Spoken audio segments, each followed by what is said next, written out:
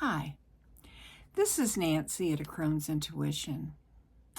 And when I woke up this morning, it was snowing. Now, I love snow. I live in the mountains of western North Carolina. And in recent years, we don't get the snow that these ancient mountains used to. And I love living here. I love the four very, we know when it's spring and summer and fall or autumn and winter here. It's not just all one season, and I love that. When I was a child, I was born in Indiana, and I also lived in Chicago, and I lived in Southern California and Southern Florida, and then ended up in these beautiful ancient mountains. But when I woke up this morning and I saw the snow coming down, I was filled with such delight, because there's something about snow that to me is so magical. It quiets our world, and I love that. And it's fun to play in, which I must admit I do not do. At least I haven't recently, but if I got a significant snow of a foot or two, I would certainly be out there having the time of my life. And today I wanted to talk to you about being a crone and what it means to be a crone. Now, a lot of women, there's the mother and there's the maiden and there's the crone. Well, there's the maiden, mother, and crone if you're going to do it in order.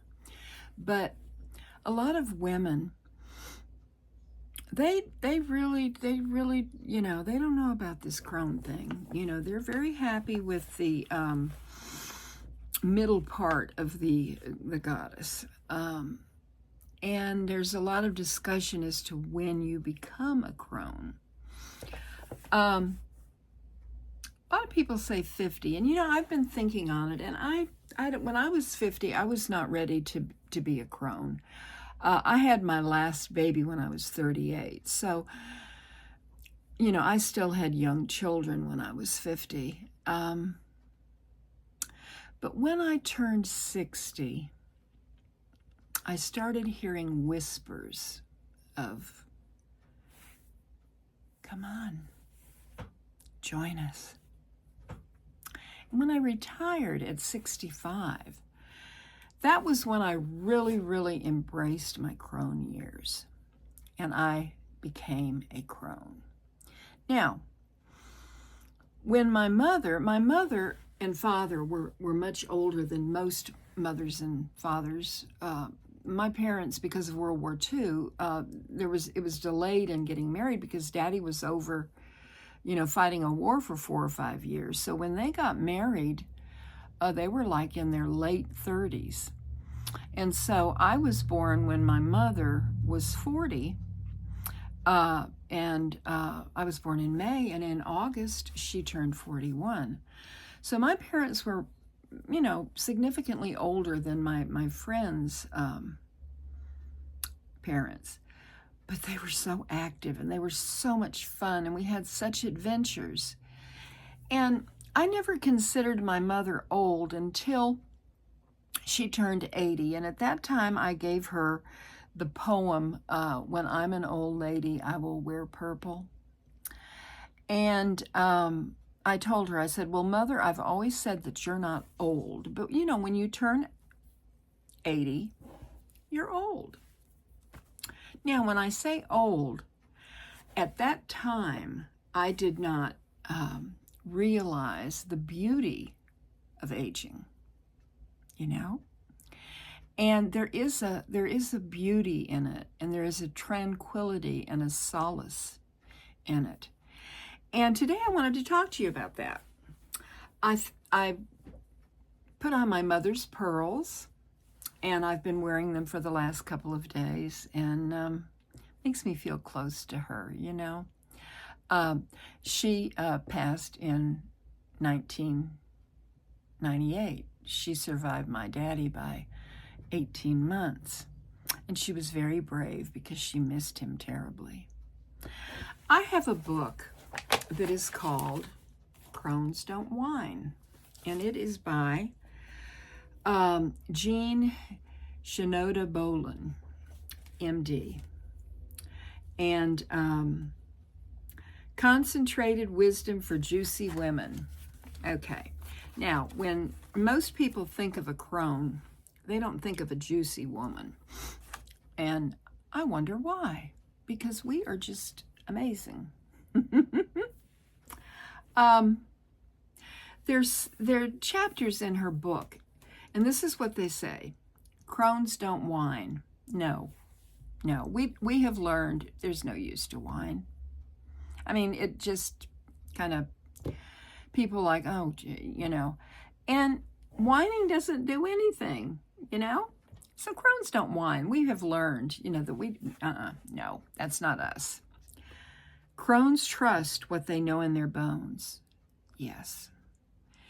You don't, you know, being a crone is denied to many. And so I'm very thankful that I have lived long enough to become a crone and to fully embrace it. We know things. We've learned things. We've had lessons. We've had hard lessons in our life. And we came through them and we learned and we took them to heart and we absorbed it and we know. On a lighter note, crones meditate with their fashion. I mean, if you've got it, flaunt it, right? Because it's fun. It's fun to wear things that maybe you couldn't wear when you were working. You know, I usually wore, well, when I was in the medical field, I wore medical, uniforms. And then when I retired and went into the hospitality industry, when I started back working after my children were older, I wore, blacks and grays and, not real flamboyant colors, because I was an office manager and I needed to look professional. But now I can wear whatever I want, whenever I want, or wear nothing at all, right? I mean, crones are fierce about what matters to them. Oh boy, yes. Yes. We have causes. We have learned that, you have to be a part of things. You have to embrace what you believe and do the best you can to make things better. Crones choose the path with heart. Love is so important, and caring and compassion. Not just romantic love. Love for other people that you meet on a daily basis that you may never see again. And loving yourself. Oh, loving every part of yourself.